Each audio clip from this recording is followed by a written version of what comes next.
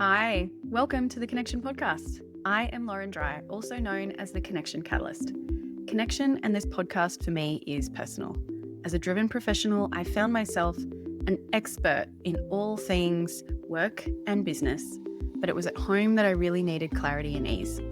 After finally finding it, one marriage breakdown and one marriage reset later, and finally discovering what really works to have connection in modern relationships, using science, simplicity, and soul, our signature program, Rise into Regulation, was born, that's giving so many others in modern, driven relationships back clarity and ease for good.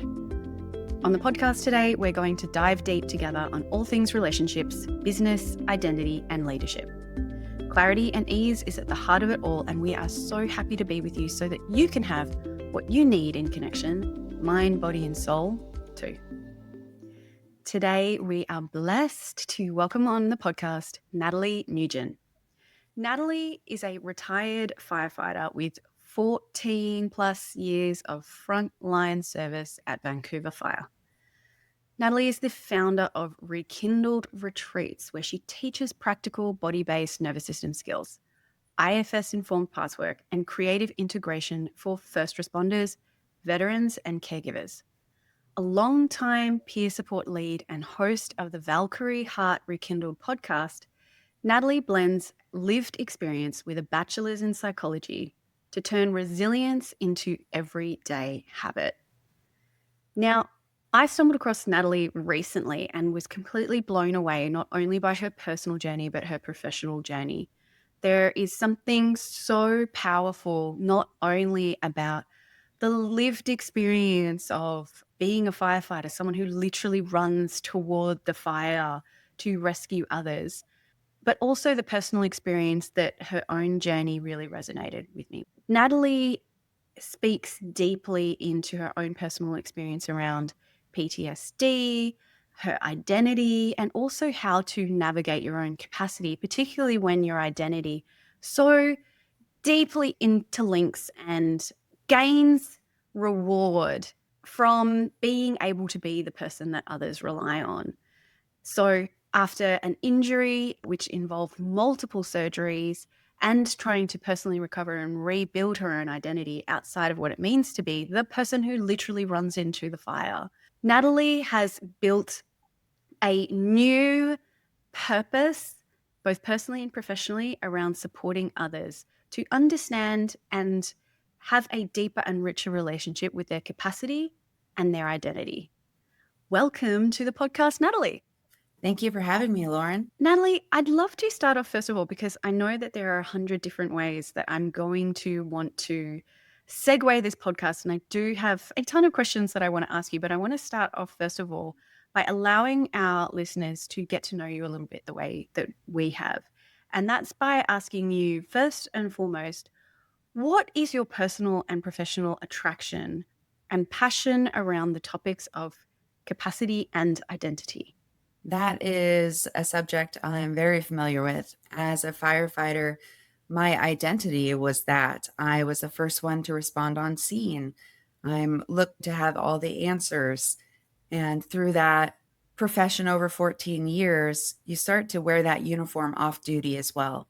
The expectations bleed into your personal life where you're supposed to have it all together, be the one who carries your family, and still be able to be social and get out in the community and provide service. And you just get drawn to all these different high adrenaline and high expectation roles of you. And you get into this position where you learn to not say no, because the expectation is that you are there for everything. As a firefighter, we respond to medical, fire, traffic accidents, natural emergencies. And so then everything becomes an emergency in our life. We have to respond within 1 minute. As soon as we're at mid-dinner and the tones drop, we get up and we go. There's no second thought. We just go. We respond to the call. But over time, that comes into our personal life, like I said, and we treat everything as an emergency. You forget a simple bag going to a vacation, and it's the end of the world because you let your family down, when it's just a human mistake and it's completely accepted. Had we said, hey, I'm really tired from my shift, maybe we should delay this trip a day instead of just barreling through and responding to life as we're supposed to show up. I wish I had learned to have separate identities. So I had my work identity and learned to shut it off to be able to integrate back into community, into the world, and as a parent, and into a more softer side of who I was. I wish I had learned to show up confident and carry the same energy in both my personal and my professional. I think it would have led to being able to stay at my career versus my injury. I was already struggling before that, and having the injury just led me down another path that was undirected, no support, and I didn't know what to do. I didn't know how to respond and how to show up in my own personal life. And so ultimately, when the mask came off, I had no idea who I was because I had been so lost along the way. Oh my goodness, there's so much there around not only identity, but being forced due to life events to recalibrate and really deeply assess what is the training that we've integrated that allows us to be successful, which can involve absolutely hypervigilance as opposed to being deeply capable and have this celebrated ability to handle chaos versus, okay, am I being an actual leader and a co-creator in my life instead of someone who's simply at the mercy of every single emergency, small and large, around me? I'd love to hear a little bit more about that moment in time and specifically the challenges that you've been going through recently and not so recently around PTSD, really deep, challenging moments in time that nobody wishes for, nobody asks for. But when we are faced with these moments in time, they really shake our foundations and call us to answer the question around, am I really willing to embrace what this means for me and embrace true change, true healing, true growth, even if it's uncomfortable? And I'd love to hear a little bit about that moment in time for you and your journey around that. Yeah, before my injury in September 2023, the weight I was already carrying, for example, I was 2 months after breaking off a 3-year engagement, and I was only 6 months post a hysterectomy from uterine cancer. So I had already a lot of stress coming into being a single mom again, having just recovered, and having never stopped. After my surgery, I took 3 weeks off, and that was it. And I returned right back to duty because that was my identity. And I needed to rush back because I was starting to get lost. So even before my injury, I had all this weight that I never shared with my coworkers. I was so embarrassed and scared that I had gotten cancer. I didn't know how to share that with my coworkers because I was afraid they would see me different. And so ultimately, that weight I was carrying, I couldn't be myself and fully engage with my coworkers. And so when I came off duty, I not only had all this grief and heavy load from life already, then I also had no family, no friends, no support circle. So PTSD trains your brain to think that you are living in an unsafe environment. And so that's what happened. I started to remember different calls and traffic accidents, and the deaths I've seen over a career just started to compound because I could do nothing to show up and prevent any of these anymore.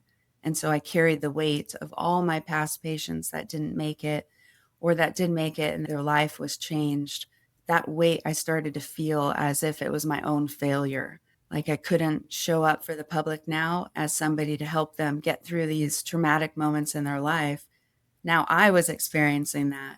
And who do you call when you're the one who shows up for this situation? So I just didn't know how to respond and didn't know where to call. And what ultimately led to me seeking recovery was a coworker and a simple act of compassion. He is a senior firefighter I had no contact with outside of work, and he showed up at my house. He saw I wasn't coming to work.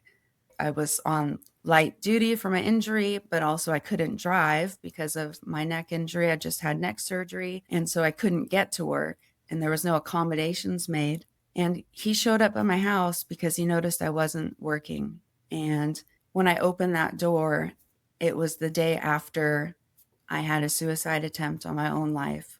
So, by universal intervention, he showed up at my house. I made it to that front door. And the thing that changed my life is when I decided to finally share what I was carrying, he didn't judge me, he didn't shame me. He sat with me and just told me his story and said, "Me too. I'm struggling, and let's get you some help. I'm here for you." And being seen when I felt absolutely invisible by the system, by work, and just abandoned, that was everything for me. And through that little bit of compassion he showed me, he actually got me to the recovery center. And then, more importantly, he kept checking in. He never let go after I came back for reintegration into life. He was checking in, texting, showing up. He just never let go. And he gave me hope that I wasn't alone. And he carried this quiet strength that said, "I've got you. You don't have to do this alone." And just by that simple message, it changed the trajectory of my life. I went through recovery, came back, started integrating back into life. And through his actions, I realized that's what I wanted to pay forward to other people. Just because I can no longer respond on the fire engine and put out fires, I now had this capability to see when people were struggling and carrying their own fire. And that allowed me to be able to step up and ultimately just pass on that compassion that he passed on to me. And that's where the idea of Rekindled Retreats was born. Oh, wow. That's so incredibly moving. And it speaks so much into this experience and the intensity around your experience and the resonance around your experience is so powerful because we so often put ourselves and others into these positions of impossible superhero like, not necessarily worship, but disconnection from self. Okay, if you have the capacity, if you are the happy one, if you are the firefighter, if you are the person who has this skill set that allows others to feel safe and supported, if you are the strong one, then surely you're going to be okay, right? Surely you have the skill set more than anyone. And I think the operative word there is you, because this isn't even a weight that other people put on top of us, not consciously anyway. But it's a story that's internalized for so many of us, whether it's big T or little t trauma, around my worth and value, my ability to exist in this world as someone who has a place within it is directly interlinked and correlated to my ability to problem solve, my ability to show up, my ability to fix problems, and my ability to fix other people. I can help you, but don't dare look at me. And that's Exactly. And terrible. that is such a scary place to be. Mm-hmm. Yeah. And there's such a freedom and level of compassion that you are offering the audience here, because if anyone can feel like they don't know what to do, they don't know their next steps, they don't feel like they have permission to ask for help. And a firefighter, someone who literally runs into burning buildings and saves lives on a day-to-day basis, can feel like they don't have the tools and the skill set. You know, how powerful that is for us who struggle on a day-to-day basis and don't have to struggle with the intensity of these experiences that you have, to be able to say, okay, if she feels like that, this person who apparently for some people may look like a superhero, then of course it's a natural and normal experience for me to be able to say, hey, me too. Me Yeah. too. And it's hard to share that because, like you said, I love that you said this identity wasn't put on us by the outward source. It's an internal conflict that we develop from, like you said, it's almost from an egotistical point of view because we do get infatuated with the fact that we're solving all the problems. Even in my personal life, my friends will call me to help pour concrete, help build the fence. I'm a Jill of all trades, but a master of none. I know a little bit of everything, but I understand how to fix in a solution. So people will call because they need that help. But what you said Mm, about the internal struggle is huge. And when you use the word permission, it just reminded me of my recovery center I went to, and on the wall it says permission to start dreaming. And the acronym for that is PTSD. And I just remember wow. reading it and not understanding what that meant. But the counselor who went up there and gave this speech on the first day said, I'm here to tell you, I'm giving you permission to start living your life, to start being who you were before the badge, before the honor, who you were meant to be when you were born. And it was through that day I felt like I was actually given permission. And it was this epiphany of how much control I actually did have in my life. I had just felt like I was out of control because I was following a path that didn't align with my morals. It was a Mhm. cultural expectation and this ego that comes with it. And until I got that permission to show up as who I am into that environment, that was life changing. Yeah, and I think that there's something so important about having that moment in time, permission from someone, even if that permission is from our own selves, around, okay, let's for argument's sake say that you're not you and you're having this conversation with yourself and you're struggling and that you gain a sense of identity and purpose from helping other people. Let's for argument's sake say that there is an important job you have to do. Maybe you're responsible for a huge team. Maybe you're responsible for a huge business. Maybe you're just responsible for your family, your kids. But how about we pause and simply give you permission to ask the question? What is the next move that is paralyzing you? What is the next decision that is paralyzing you? And have you ever given yourself permission to consider what your values are and whether that decision and whether that pressure you're placing on yourself is in alignment with the values you choose, as opposed to the expectations that someone or some esoteric thing has placed on you?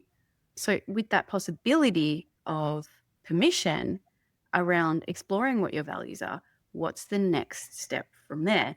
And I resonate with that so much because I've spoken about this before. If you had asked me before I had begun the work and really given myself permission to ask these deep questions, what my values were, I would probably say right up the top there, oh, I'm a great friend. I'm that person. Friendship is like my top, and I mean friendship in my marriage, friendship with my family, friendship with my friends. I am the person that you can count on. If you call me at 3 o'clock in the morning, I will be there. Like, that's a wonderful thing for a person to be. But had I ever actually asked myself, hmm, this value that I think is so important, both professionally and personally, is that a sense of identity that I'm gaining in order to have a semblance of celebration and an expectation that I believe is how I should be, versus what do I believe my actual values that can be harnessed in alignment with my gifts that support others and myself in a way that's sustainable, versus gaining a sense of purpose and gaining a sense of validation according to how much I can give, how I can perform, how much I can gain an identity from being the fixer, versus ever considering that as something that can and should be reciprocal, because the more I focus on other people, the less I need to focus on myself. Absolutely. It's almost like a shield. If you're Oh, yeah. working, if you're helping other people, then they can't see past your shield because that's what you're presenting and Hmm. helping. Yeah, absolutely. Yeah, I love Um, that. I did want to say the should. I have an interesting relationship with the word should because I have lived by Mm. a lot of shoulds that were imposed by both society expectations, and then you read the job description, and that's what you should be and should do. And one thing that's been huge in my recovery with that permission is I get to do those things. So just the Yeah. simple change of dialect that we have internally, instead of I should do this, it's I get to. I should go to the gym 3 to 5 times a week to be healthy. Well, if we flip that script and tell ourselves, giving permission internally, oh, actually, I get to go to the gym 3 to 5 days a week because I want to be healthy. So allowing that permission to live within your values, if being healthy is a value of yours, well, you get to achieve that value just by having the confidence and getting curious about what is holding you back from what you want. Yeah. And I love that. And I'd love to start off by asking you a little bit more about that identity question in relation to, particularly if you are someone, and something we touched on a little bit earlier is the identity of the helper and where that comes from, and where commonly the identity of the helper originates from. That pattern that creates the helper identity and even the leadership identity. You want to be a leader in your field. You want to be the person that people count on. You want to be the driver in your own reality and others as well. In a previous life, my focus was really on human resources and more senior positions in human resources. And that led to a lot of my studies around human behavior analysis. And around that, when I chose to have a career shift, and part of that was initiated by having kids, was how do I maintain a sense of identity and how do I create balance around what I feel is a calling of sorts? How do I obtain balance around what it means to help others and be compassionate without losing myself? But also, how do I create a healthy relationship with that part so that if I choose to go into a career of helping others, I'm doing it from a place of support, kindness, compassion, first of all, for my own self, so that I'm not burning out. Where is that line, and how did you explore that line, particularly with everything that you've been through? And where did that curiosity and that relationship with that part of yourself start to heal and become something that, with this wonderful point in time that you're at the moment where you are able to help others and do that in a way that relates to retreats? What if you are someone perhaps in a really intensive field, or who is working a huge amount of hours, who perhaps feels like they're dancing around that line of where is my capacity? What was the point in time for you where you felt like you found that level of comfort and balance between what your capacity is versus what your calling is? I think it starts at the beginning, what draws us to the careers in itself. I had a slew of adverse childhood experiences that allowed me to develop a personality that I could survive in chaos. And so that is what drew me to my career and line of work as it is, which I recognize is not just me. That is a common occurrence in high stress fields, leadership, high functioning execs. They usually have this personality because it started somewhere. And a lot of trauma can be gone back and placed in our first 1,000 days on this earth. And that is where our nervous system shapes and takes forms. So if you are born into this chaotic environment where your parents are unstable, that alters your entire personality moving forward. And you start to develop a confidence in, if I can manage this chaos or this person's emotions, who then I can manipulate the situation to be safe. If I can Mhm. manipulate the situation to have a positive outcome, that's what I'm going to do. And I will put my morals or values aside just to create that safety, because ultimately we want to be safe, both in the world externally and internally in the way we talk to ourselves. And that became my calling into the fire department, because I could use this skill that I developed to function in any chaotic environment, any emergency. I could turn that on from what I learned in my first 1,000 days. But my new calling has been, I'm still going to utilize what I've learned in the helper part of me.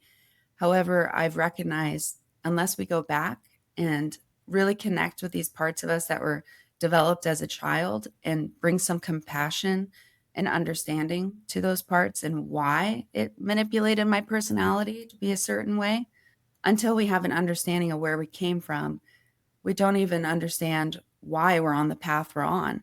And I think there's so much value in getting curious about what first drew you to the line of work that you're in, or drew you to how you even organize your family life.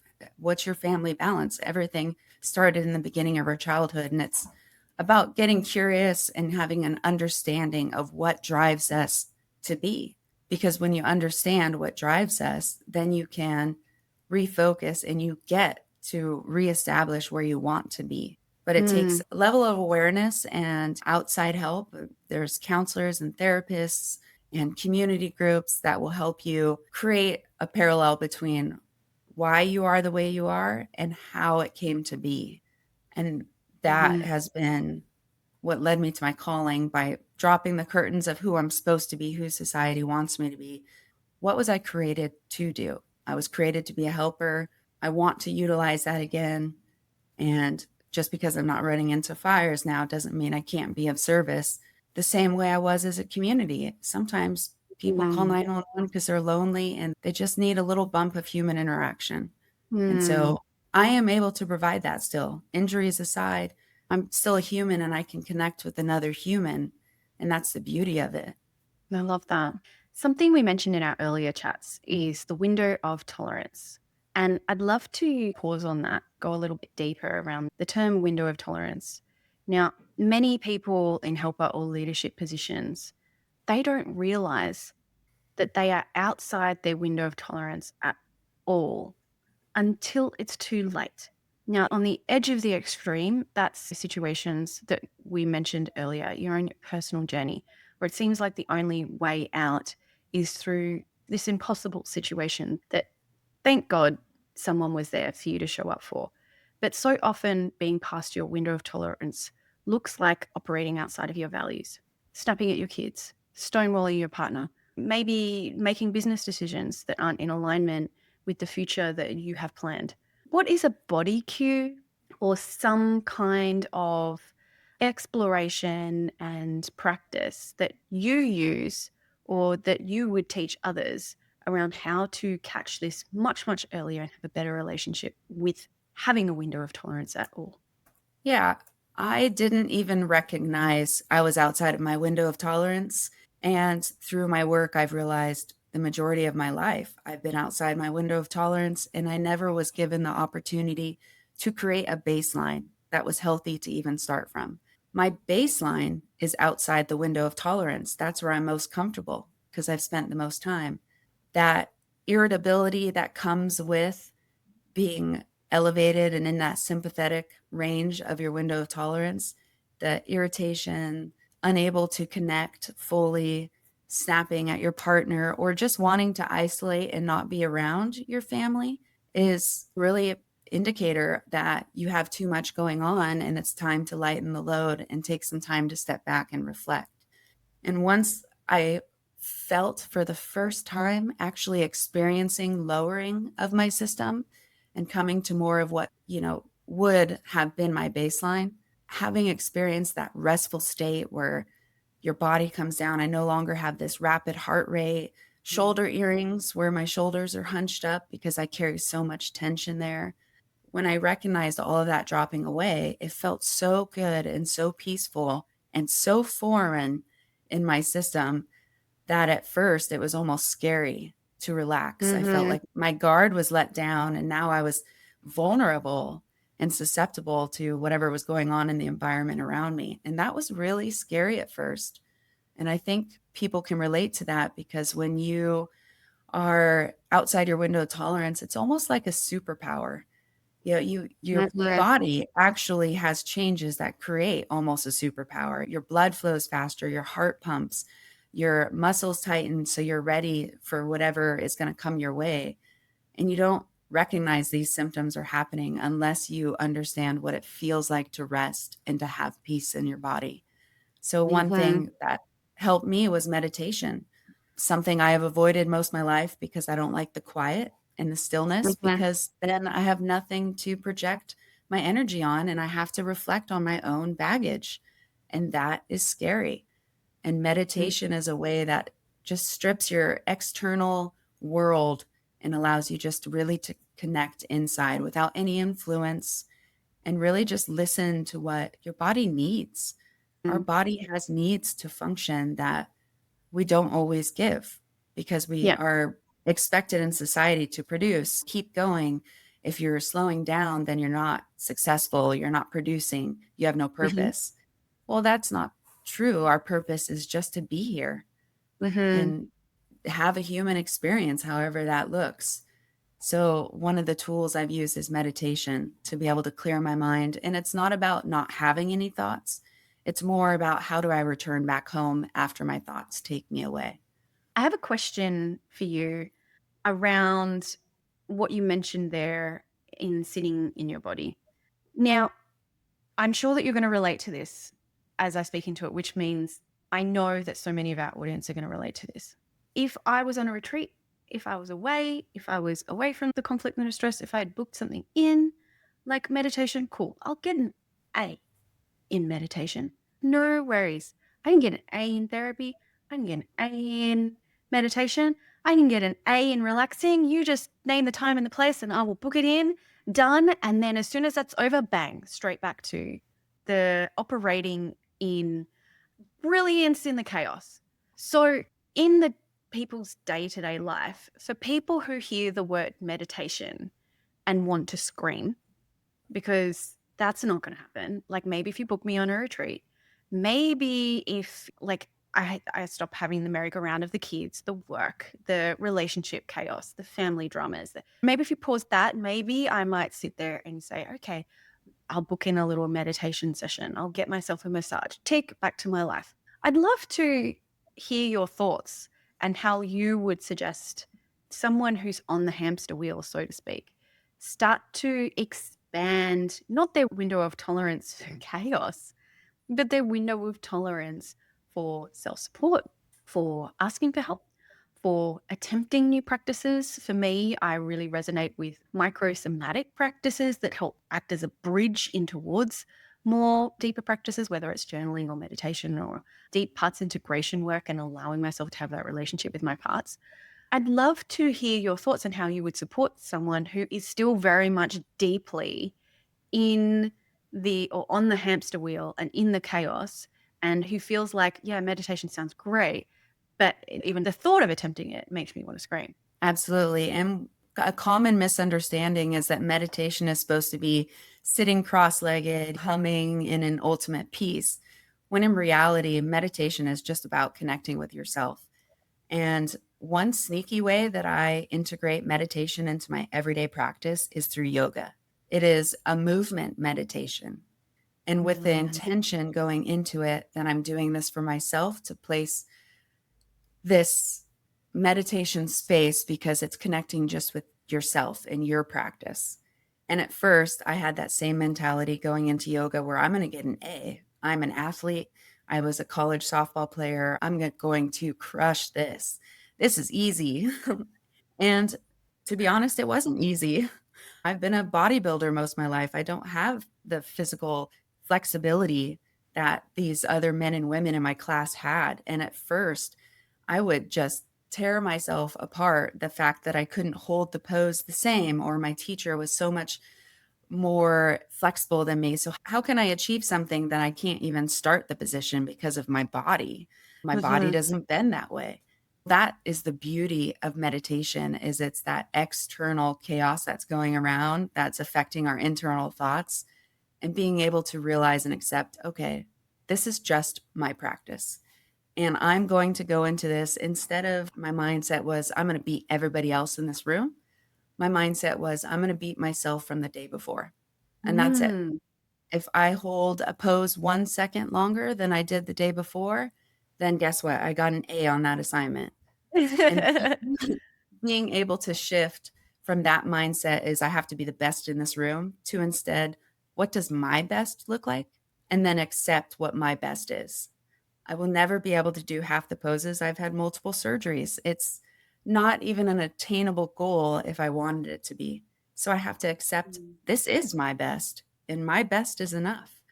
Yeah. And it's like with somatics, it's just any movement that we can get into our body. I'm used to these really fast, aggressive movements and clean and jerks with weightlifting and being able to slowly just stand and sway side to side to allow my body to come down and connect with itself is so powerful. And it's really about practice and just, I don't want to use this expression, however, it does fit the fake it till you make it. It does fit in the sense that the more you do something, the more it becomes a part of you.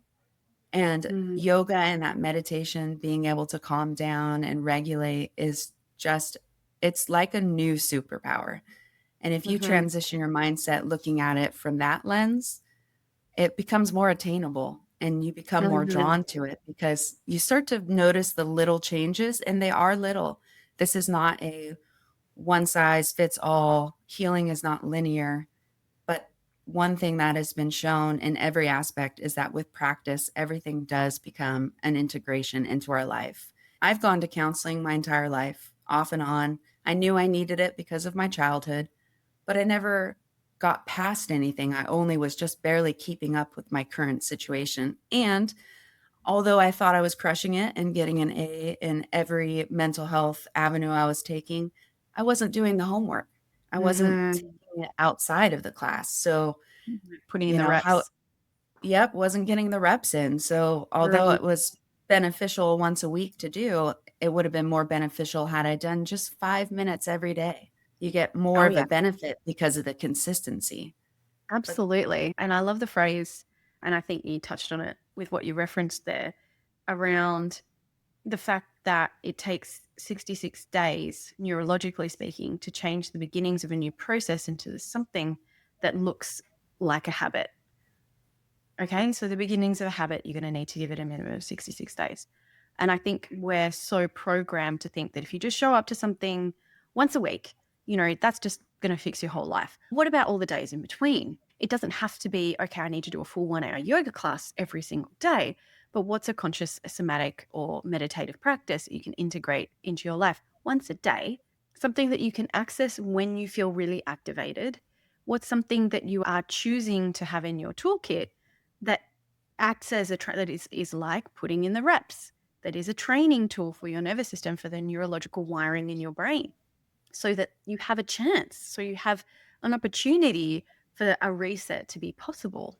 And I'd love to touch on something that I think is really important and really valuable for people who see themselves in helper positions or leadership positions. And that is someone who, if you do have a huge level of responsibility for other people, whether it's people that you are helping, or your patients, whether it's your team, or your fire crews, or whether it's your executive board, your staff, when the leader is dysregulated, could you speak into the ripple effect that actually creates that maybe can help us have a little bit of a new insight around the fact that when we help our own selves, we're actually not helping our own selves at all? yeah, the immediate example that comes to mind, in my experience, the culture of the fire department has been passed on from the older generations, and the culture hasn't shifted. So, one thing I believe in, I homeschooled my daughter for a couple years, and more is caught than is taught. So, I can teach her all day anything that I like, how to do right from wrong, how to be honest. But unless I'm living these morals and she's witnessing me doing them every day, she's not going to buy into it.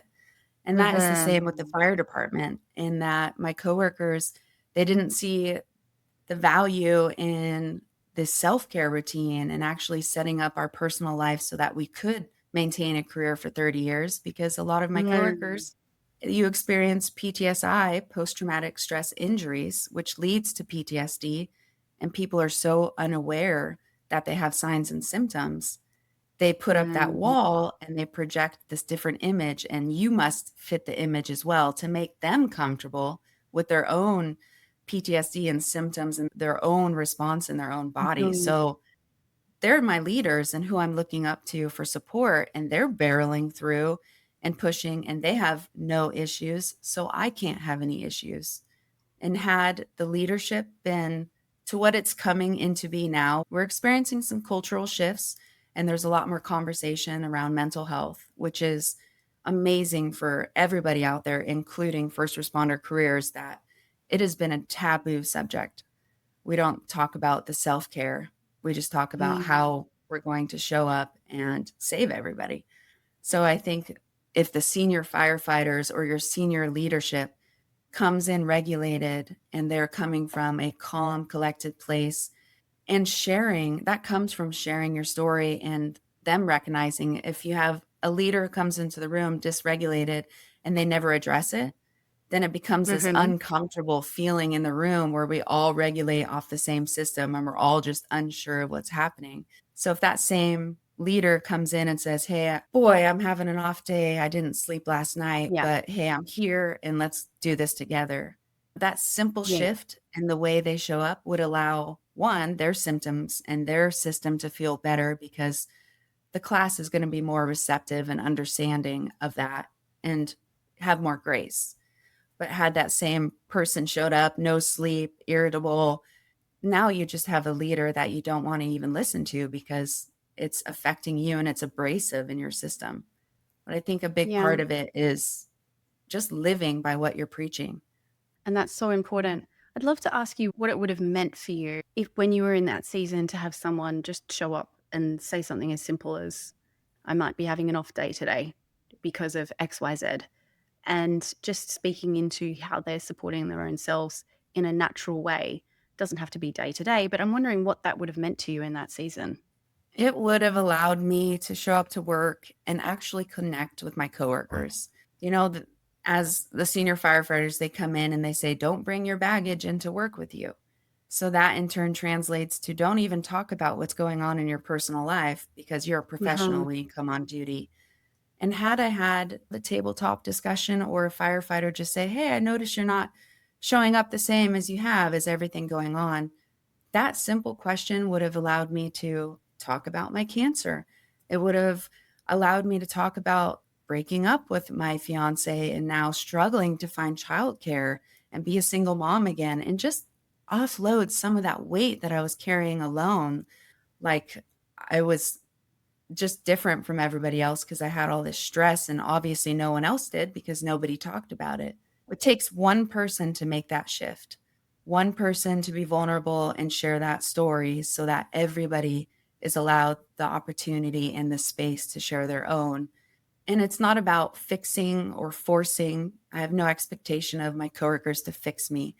However, Mm-hmm. just sharing in that space and being able to talk about what is actually going on in your life would have allowed my captains to maybe understand what I was going through and help me lead to these resources and different therapies and stuff that would have helped in the moment.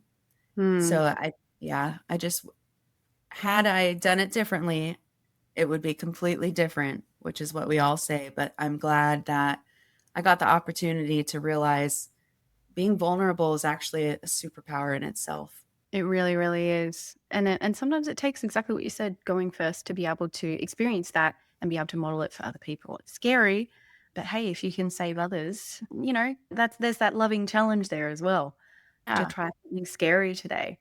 I'm curious, something you've mentioned previously is the conversation around moral injury.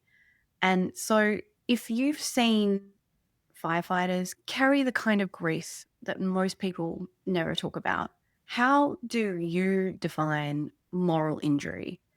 Why does it matter for leaders, helpers, and high achievers too? Yeah. Moral injury is another type of trauma.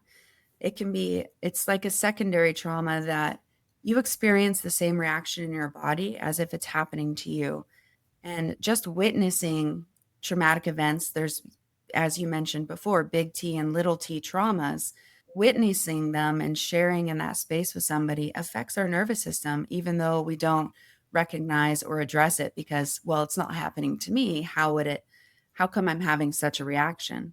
Well, trauma is anything that goes outside your body's ability to cope. It overwhelms your nervous system. So anything that overwhelms your nervous system and ability to cope in a situation is trauma.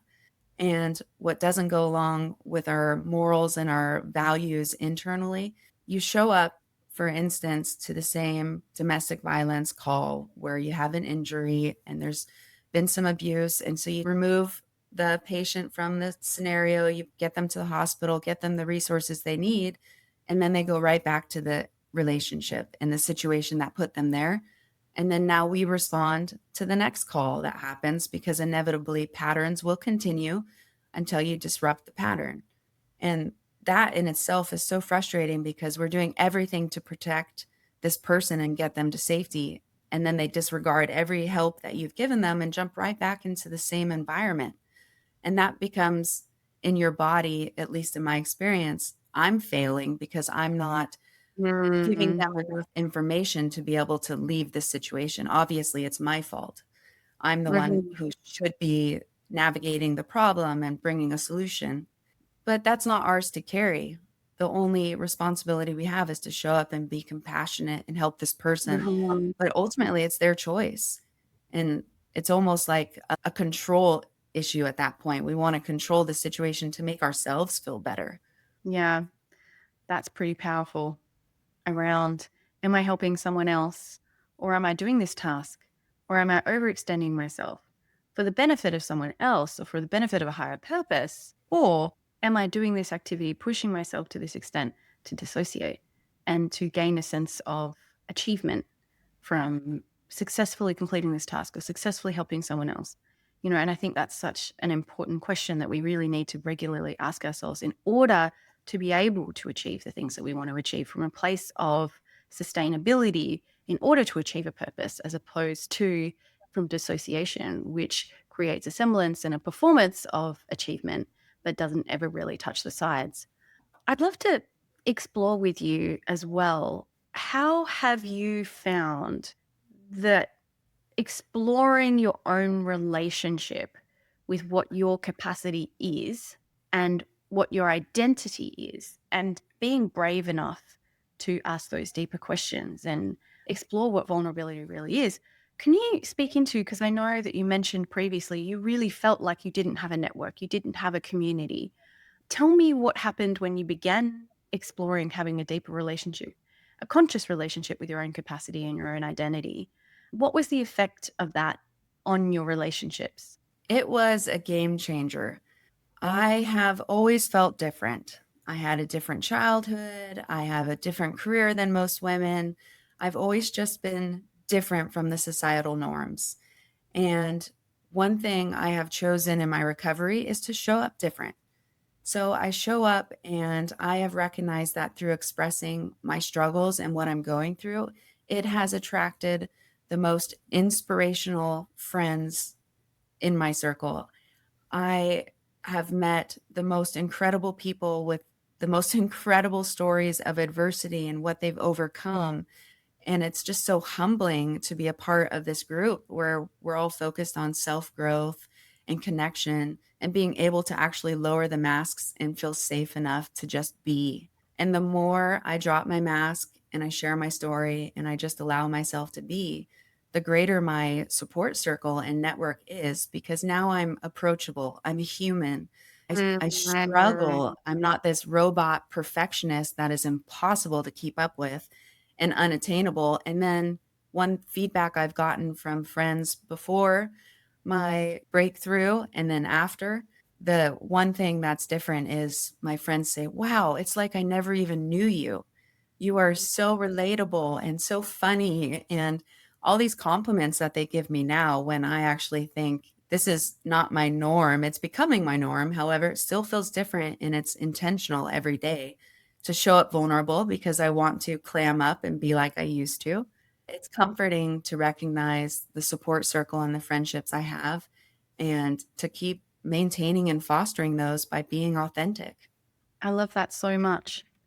And I'd love to ask you something that I like to do on the Connection podcast is ask a question from a previous podcast guest to leave for the next podcast guest. And the question that was left for one of our last guests was actually, what's the most woo woo practice that you do? And how can you make it accessible to others who maybe aren't there yet?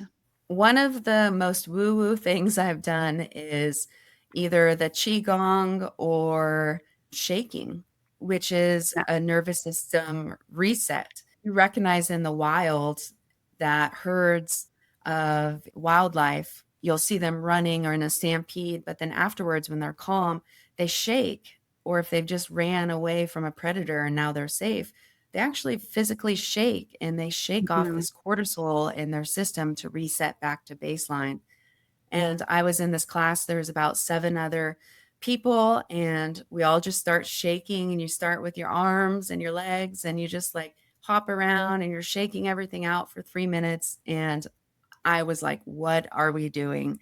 Mm. We are just jumping around, shaking, and doing this weird thing.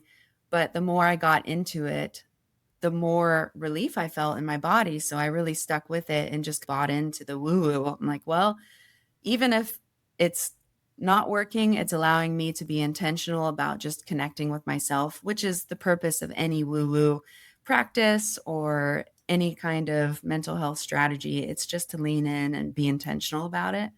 But one Mm. thing I have incorporated from that class to make it a little more practical and attainable is you can shake to a song. So it's basically a 3-minute dance can give you the same effect as the shaking and shaking off the extra cortisol. And it's fun, it's socially accepted. My daughter and I do this with the song Shake It Off by Taylor Swift. We spend 3 minutes just dancing and I do my shaking techniques, and then we reset ourselves for the day together. We're closer because of it. And it's become less woo woo and just more of a fun, fun little practice and thing that we do together. So I would say that's probably the most woo woo thing. Besides, everything was woo woo at first, even meditation. Right. I go to Yeah. recovery center thinking I'm going to charge through all my traumas, and here we Mhm. are meditating and sitting in silence and peaceful. Yeah. Yeah. Oh, I love that. And I love the different alternative ways that you can do the exact same practice and still have the same effect in a way that just allows your nervous system to approach it with a little tenderness. I'd also like to ask you as well in return, what question would you like to leave a future guest? I would want to ask the speaker where they draw their curiosity from, in that their everyday situations that they may have a response they don't like. I would encourage them to get curious about what is leading them to have those behaviors and actions, and just to go back and get curious about what happened that developed this part that has served them for so long, that maybe once they have that awareness of it, I'm curious what they could do with it moving forward to make a change. So getting curious about their triggers and how can they use that moving forward. Yeah, absolutely. Just the simple act of curiosity and getting curious in themselves. I just love to hear what drives people because it's so different. It's such a human experience where there's all these different variations. And I would just be curious what they would go back and change in order to show up the way they want to, more authentic. Thank you so much. And around that question now, what I would like to ask you is how can you get curious about what drives you in unexpected ways and use it better in the future? Use that curiosity and those awakenings better. Yeah, one thing I have to do before I even have the ability to get curious and to connect with myself is I have to get into a baseline or a place where I can actually connect. So for me, a simple body scan where I just start at my head and I go all the way down my body, just recognizing what I'm feeling, where I'm holding tension. That has allowed me to realize, okay, I hold tension in my shoulders, which is when I feel like I'm carrying too much. So when I recognize different symptoms in my body or that feel like unaligned, I start to put that together and get curious about why that is or where it's stemming from. And that is something I do probably multiple times a day, just to allow the moment to sit, do a body scan for sometimes as low as a minute. It doesn't take much. And then just getting curious, why are my shoulders at my ears today when I don't feel any stress? Just because I don't logically recognize I'm carrying stress, my body is carrying it. Our body keeps the score of everything that's happened in our life. Yeah, I love that. I think that's so important and so valuable, our relationship with our body and the wisdom in it. Is there anything else that you'd like to leave our audience before we go to support them on their journey? Yeah, one thing I would really encourage and invite everybody is to recognize the power of peer support.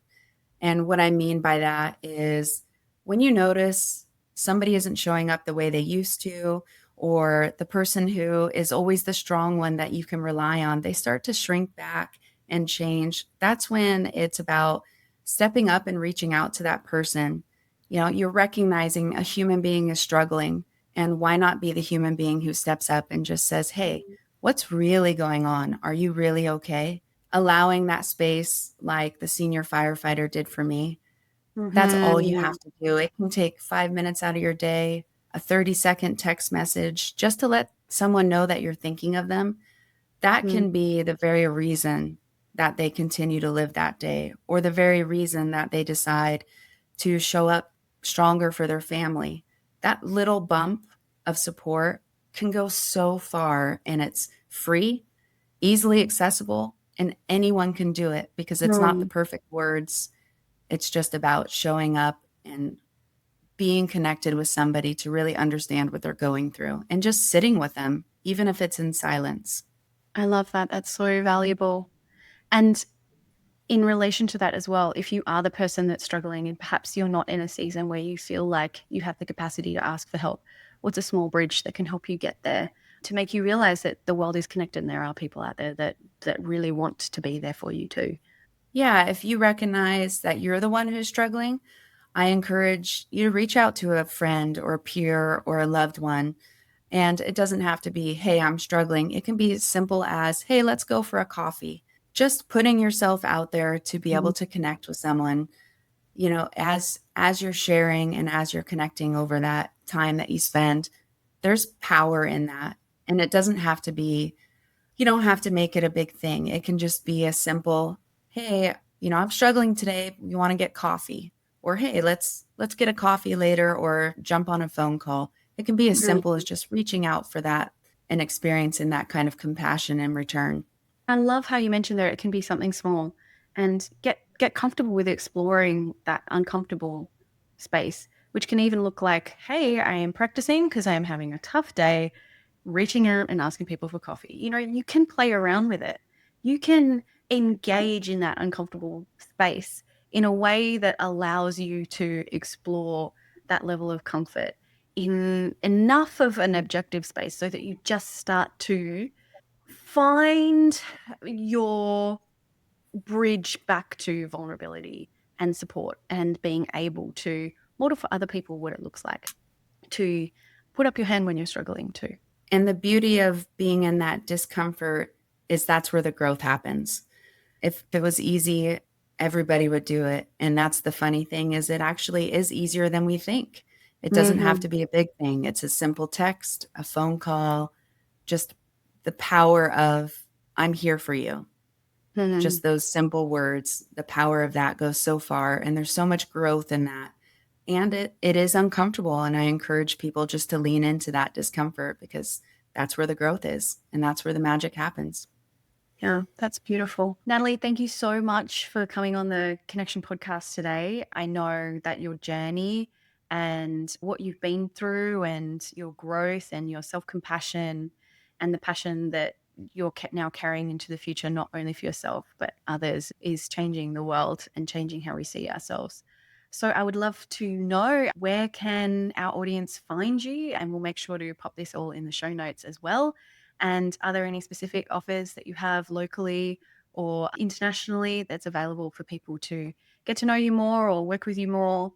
Yeah, I have a website, Rekindled Retreats, and we offer retreats in person. They're going to be in Oregon and they're rotating for the different locations. So we go from the mountains to the beach, depending on the event that we're going to host at the retreat.